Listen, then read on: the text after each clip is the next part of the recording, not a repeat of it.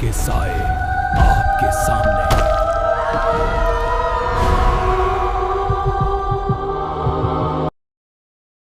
कुछ दस्तकें दरवाजे पर नहीं होती, वो सीधा आपकी सांसों पर होती हैं। कुछ कहानियां सुनाई नहीं जाती, वो आपको बुलाती हैं। अगर आपने ये वीडियो खोल लिया है तो समझ लीजिए, डर की दस्तक अब आपके बहुत करीब है, क्योंकि यहां हर कहानी किसी के लौट आने का रास्ता खोलती है। आप सुन रहे हैं डर की दस्तक, जहां हर आवाज आपकी नींद से पहले आखिरी चेतावनी होती है। अब आप पीछे मत देखिए, सिर्फ कहानी सुनिए। नमस्कार दोस्तों, आप सुन रहे हैं डर की दस्तक, और आज की ये कहानी कोई कल्पना नहीं है। ये एक ऐसी सच्ची घटना है जिसे सुनकर आपके रोंगटे खड़े हो जाएंगे। ये कहानी है पुणे की उन सुनसान सड़कों की, जहां एक गलत मोड़, एक छोटा सा शॉर्टकट 3 दोस्तों को ऐसी जगह ले गया जहां से शायद कोई वापस नहीं आता। अगर आप अकेले हैं, लाइट बंद है और हेडफोन लगाए हुए हैं, तो मेरी सलाह है वीडियो पूरा सुनिए, क्योंकि ये कहानी धीरे धीरे आपके अंदर उतरती है। तो चलिए शुरू करते हैं डर की दस्तक। नमस्कार दोस्तों, मेरा नाम अभिजीत है। मैं पुणे शहर के एक शांत इलाके में रहता हूं। मैं पेशे से एक सॉफ्टवेयर इंजीनियर हूं और मेरी जिंदगी ज्यादातर कोड्स, फाइल्स और कंप्यूटर स्क्रीन के बीच ही उलझी रहती है। मैं उन लोगों में से था जो तर्क और विज्ञान पर भरोसा करते हैं। भूत, आत्मा, प्रेत, इन सब बातों पर मैं हमेशा हंसता आया हूं। मुझे लगता था कि डर सिर्फ कमजोर दिमाग की उपज होता है। लेकिन आज मैं आपको जो कहानी सुनाने जा रहा हूं, वो कोई सुनी सुनाई कहानी नहीं है। ये कोई किताब या फिल्म की स्क्रिप्ट नहीं है। ये वो सच्चाई है जो मेरे साथ घटी और जिसने मेरे तर्क, मेरे विज्ञान और मेरी हिम्मत तीनों को चकनाचूर कर दिया। ये कहानी आज भी मेरे पास सुरक्षित है, क्योंकि मैं जिंदा हूं, लेकिन मेरे अंदर का वो हंसमुख, निडर इंसान शायद उस काली रात, उस सुनसान सड़क पर कहीं मर गया था। ये बात पिछले साल दिसंबर महीने की है। सर्दियों की रातें वैसे भी जल्दी अंधेरा ले आती हैं, और पुणे में उस वक्त ठंड अच्छी खासी पड़ रही थी। हम 3 जिगरी दोस्त थे, मैं, राहुल और विक्रम। कॉलेज के समय से हम साथ थे। तीनों की सोच अलग अलग थी। राहुल थोड़ा डरपोक था, छोटी छोटी बातों पर वहम कर लेता था, लेकिन दिल का बहुत साफ इंसान था। विक्रम बिल्कुल उल्टा था, निडर, एडवेंचर का दीवाना। उसे लगता था कि दुनिया में ऐसी कोई चीज नहीं जिससे डरना चाहिए। और मैं, जैसा कि मैंने बताया, हर चीज में लॉजिक ढूंढने वाला इंसान। हफ्ते भर की थकान उतारने के लिए हमने प्लान बनाया कि पुणे से दूर किसी हिल स्टेशन पर जाएंगे। लेकिन इस बार हम हाईवे या भीड़-भाड़ वाले रास्ते से नहीं जाना चाहते थे। विक्रम ने सुझाव दिया, क्यों ना इस बार एक ऑफ रोड ट्रिप प्लान करें, ऐसे रास्ते से जहां प्रकृति हो, शांति हो और कोई शोर शराबा ना हो। हमने तय किया कि शुक्रवार की शाम को ही निकलेंगे, ताकि रात का सफर हो और सुबह तक हम अपनी मंजिल पर पहुंच जाएं। अगर हमें पता होता कि वो रात कभी खत्म ही नहीं होने वाली थी, तो शायद हम घर की दहलीज पार करने की हिम्मत भी नहीं करते। हमने विक्रम की एसयूवी ली, क्योंकि लंबी दूरी और खराब रास्तों के लिए वही सबसे बेहतर थी। रात के करीब 10 बजे हम पुणे से निकले। शहर की रोशनियां धीरे धीरे पीछे छूट रही थीं और हम हाईवे पर तेज रफ्तार में गाड़ी दौड़ा रहे थे। गाड़ी के अंदर संगीत बज रहा था। हम तीनों पुरानी बातें याद करके हंस रहे थे। आने वाले वीकेंड को लेकर बहुत उत्साहित थे। सब कुछ बहुत सामान्य लग रहा था, बिल्कुल वैसा ही जैसा हर रोड ट्रिप की शुरुआत में होता है। करीब 2 घंटे ड्राइव करने के बाद विक्रम ने अचानक गाड़ी की रफ्तार कम कर दी। वो मोबाइल में मैप देखते हुए बोला, अगर हम मेन हाईवे छोड़कर इस पुराने जंगल वाले रास्ते से जाएं, तो हम अपनी मंजिल करीब 2 घंटे पहले पहुंच सकते हैं। राहुल ने तुरंत टोका, यार रात का समय है, हमें मेन रोड से ही चलना चाहिए, अनजान रास्ते सुरक्षित नहीं होते। लेकिन विक्रम हंस पड़ा, तुम हमेशा डरते रहते हो, उसने कहा। गाड़ी मैं चला रहा हूं, मेरे होते हुए कुछ नहीं होगा। मैंने भी सोचा जल्दी पहुंच जाएंगे तो आराम करने का ज्यादा समय मिलेगा, और मैंने भी विक्रम की बात का समर्थन कर दिया। और यही हमारी सबसे बड़ी गलती थी। विक्रम ने स्टीयरिंग घुमाया और गाड़ी को एक पतली पुरानी सड़क की तरफ मोड़ दिया। जैसे ही विक्रम ने गाड़ी को उस पतली और पुरानी सड़क पर मोड़ा, माहौल एकदम से बदल गया। हाईवे की पीली रोशनी हमारी आंखों से ओझल हो चुकी थी। अब चारों तरफ सिर्फ और सिर्फ घना अंधेरा था। वो सड़क पक्की नहीं थी, टूटी फूटी, ऊबड़ खाबड़ और पत्थरों से भरी हुई। गाड़ी चलते ही खड़खड़ खड़खड़ की डरावनी आवाज आने लगी। सड़क के दोनों तरफ घने और ऊंचे पेड़ खड़े थे। उनकी डालियां ऊपर आपस में इस तरह मिली हुई थीं जैसे उन्होंने आसमान को ढक लिया हो।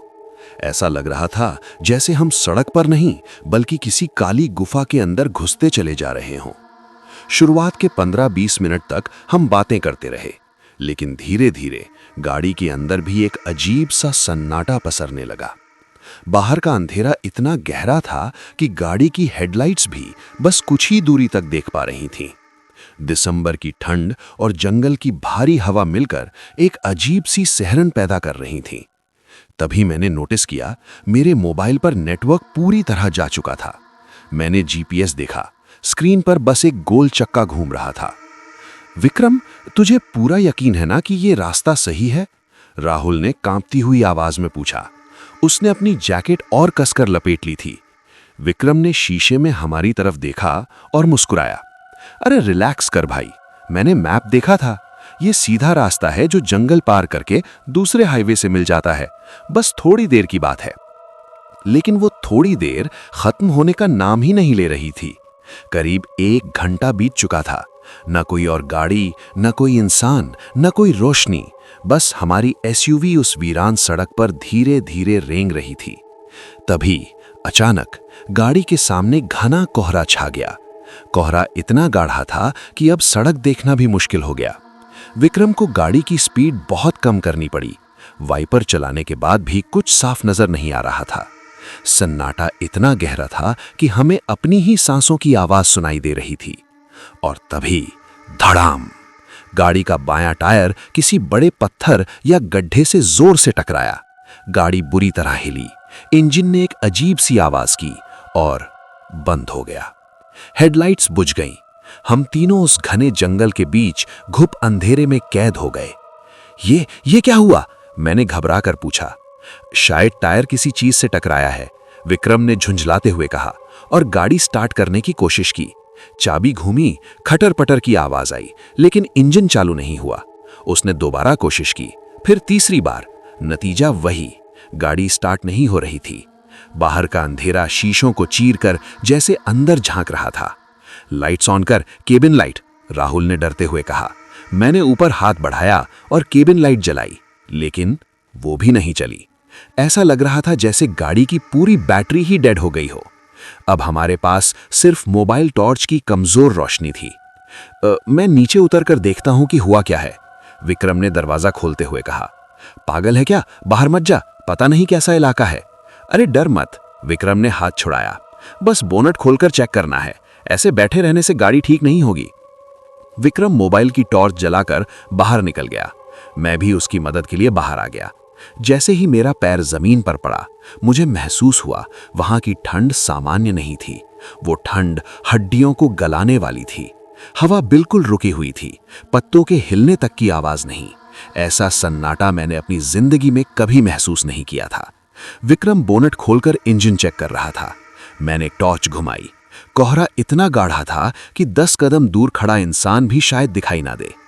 पेड़ कोहरे में किसी दानव की तरह खड़े लग रहे थे। क्या लगता है विक्रम, क्या हुआ है? मैंने पूछा। मेरी आवाज उस सन्नाटे में खुद मुझे डरा गई।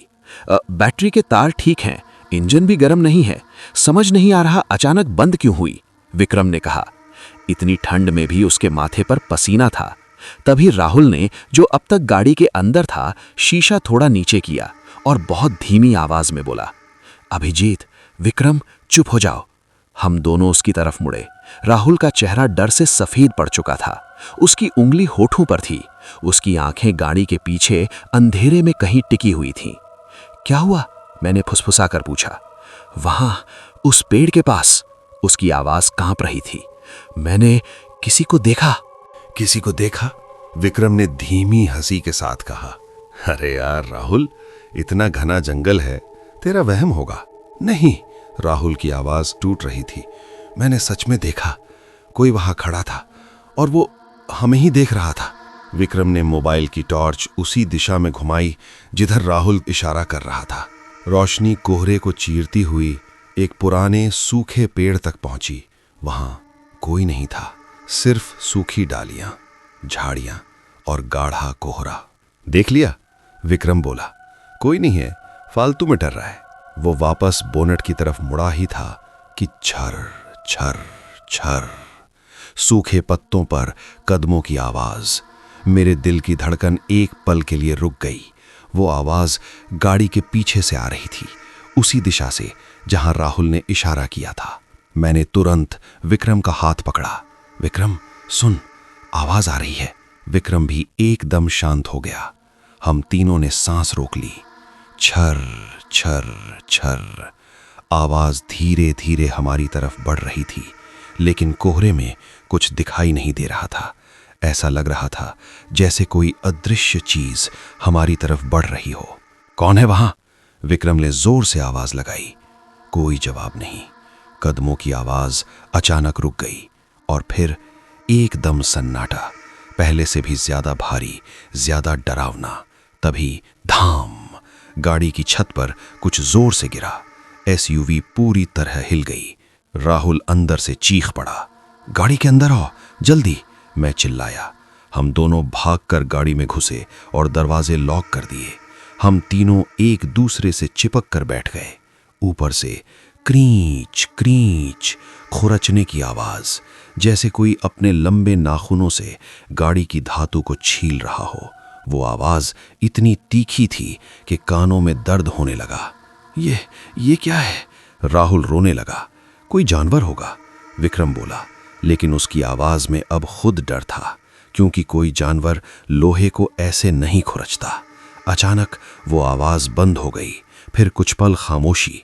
हम तीनों खिड़कियों से बाहर झांकने लगे और तभी मेरी साइड वाली खिड़की पर शीशे से सटा हुआ एक चेहरा उभरा। वो इंसानी चेहरा नहीं था, एकदम सफेद, बिना खून का। आंखों की जगह सिर्फ 2 काले गड्ढे। मुंह अजीब तरह से खुला हुआ, जैसे चीख रहा हो लेकिन आवाज नहीं निकल रही हो। वो चेहरा सीधे मुझे घूर रहा था। मेरे मुंह से चीख निकल गई। वो देखो!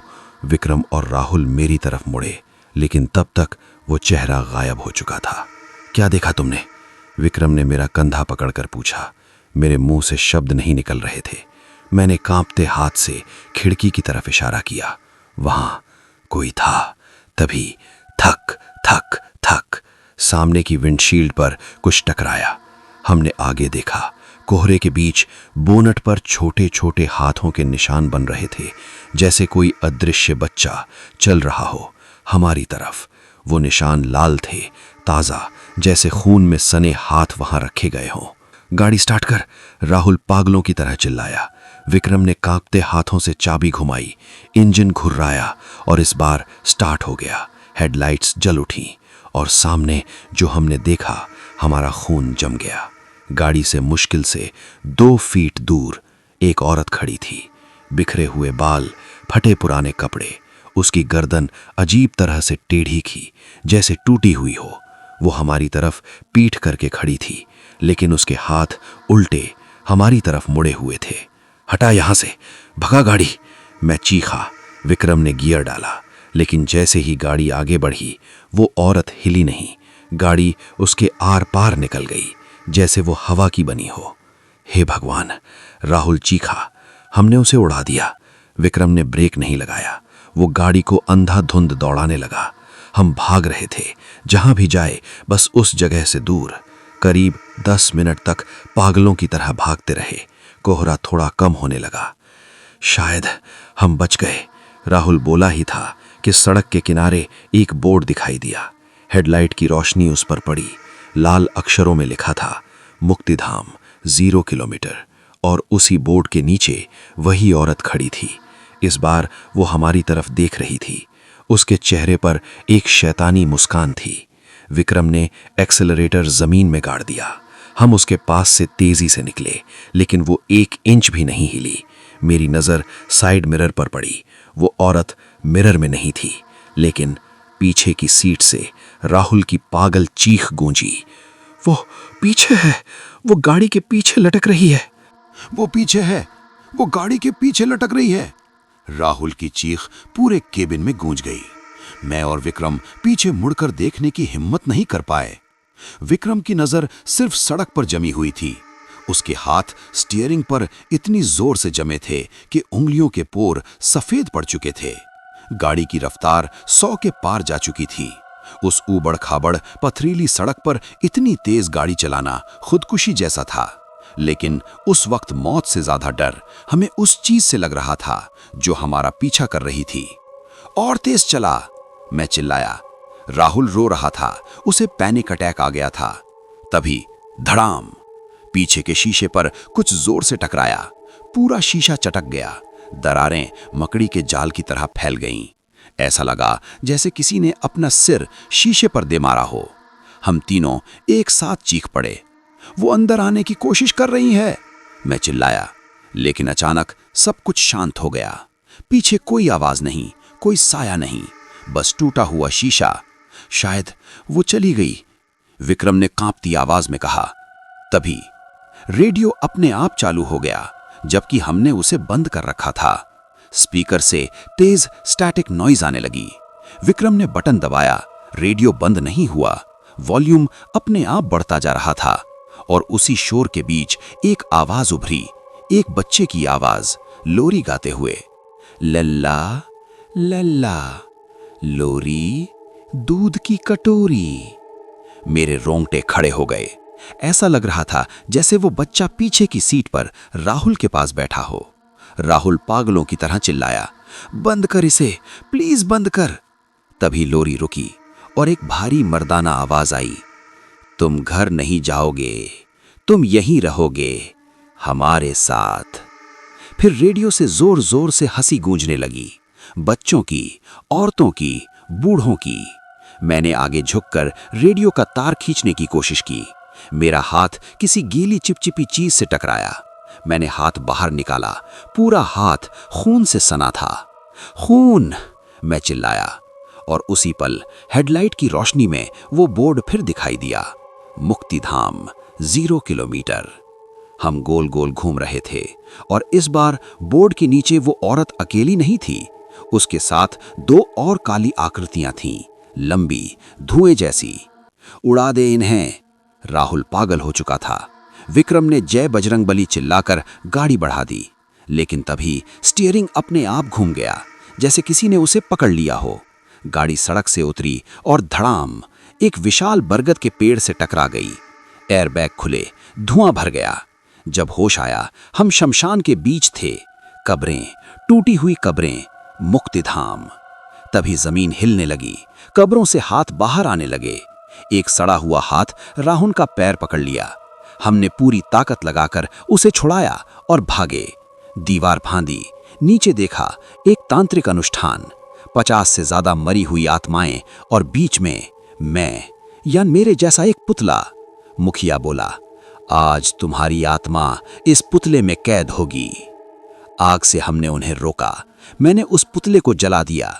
चीखें, हम गेट तोड़कर भागे। सुबह की रोशनी फूट रही थी और फिर एक ट्रक, हनुमान चालीसा। हम बच गए। आज 1 साल हो चुका है, लेकिन वो रात अब भी हमारे साथ है। तो दोस्तों, अगर कभी किसी सुनसान रास्ते पर शॉर्टकट दिखे, मत लेना, क्योंकि कुछ रास्ते मंजिल तक नहीं, सीधे मुक्तिधाम ले जाते हैं। तो दोस्तों, ये थी अभिजीत, राहुल और विक्रम की वो रात जिसने उन्हें हमेशा के लिए बदल दिया। अगर आपको ये कहानी डरावनी लगी हो तो वीडियो को लाइक जरूर करना और ऐसी सच्ची डरावनी कहानियों के लिए मेरा डर की दस्तक को सब्सक्राइब करना। और याद रखना, हर शॉर्टकट मंजिल तक नहीं ले जाता, कुछ रास्ते सीधे नरक की तरफ जाते हैं।